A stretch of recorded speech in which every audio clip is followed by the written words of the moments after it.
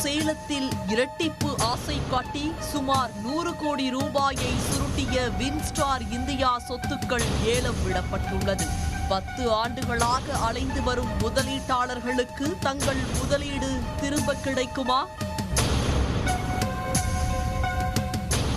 சேலத்தை மையமாக வைத்து 2016இல் வின்ஸ்டார் இந்தியா சிட்டி டெவலப்பர்ஸ் நிறுவனம் சிவகுமார் என்பவரால் தொடங்கப்பட்டது.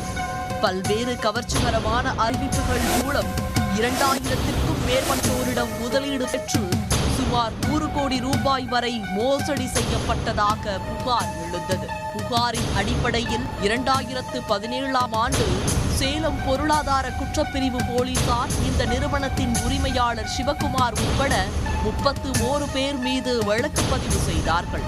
வின்ஸ்டார் நிறுவன உரிமையாளர் சிவகுமாரை பொருளாதார குற்றப்பிரிவு போலீசார் கைது செய்தனர். இந்த வழக்கு விசாரணை கோவை நீதிமன்றத்தில் கடந்த 10 ஆண்டுகளாக நடைபெற்று வந்தது. இந்த வழக்கில் பாதிக்கப்பட்ட முதலீட்டாளர்களுக்கு சிவகுமார் பெயரில் இருக்கும் அசையும் மற்றும் அசையா சொத்துக்களை கையகப்படுத்தி ஏலம் விட்டு அதன் மூலம் பாதிக்கப்பட்டவர்களுக்கு உரிய இழப்பீடு வழங்க வேண்டும் என கடந்த 2025ஆம் ஆண்டு ஜூன் மாதம் கோவை நீதிமன்றம் உத்தரவிட்டது.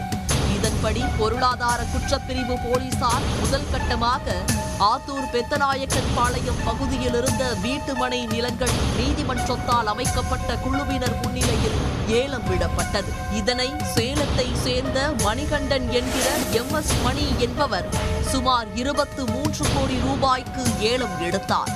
அந்த தொகை மேஜிஸ்திரேட் முன்னிலையில் சம்பந்தப்பட்ட குழுவிடம் ஒப்படைக்கப்பட்டது.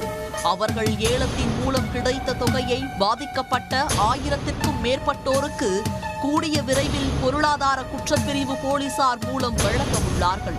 அடுத்த கட்டமாக நாமக்கல் உள்ளிட்ட இடங்களில் சிவகுமார் பெயரில் உள்ள நிலங்களை ஏலம் விட்டு அதில் கிடைக்கும் தொகையையும் பாதிக்கப்பட்ட மக்களுக்கு வழங்க உள்ளதாக பொருளாதார குற்றப்பிரிவு போலீசார் தெரிவித்துள்ளார்கள்.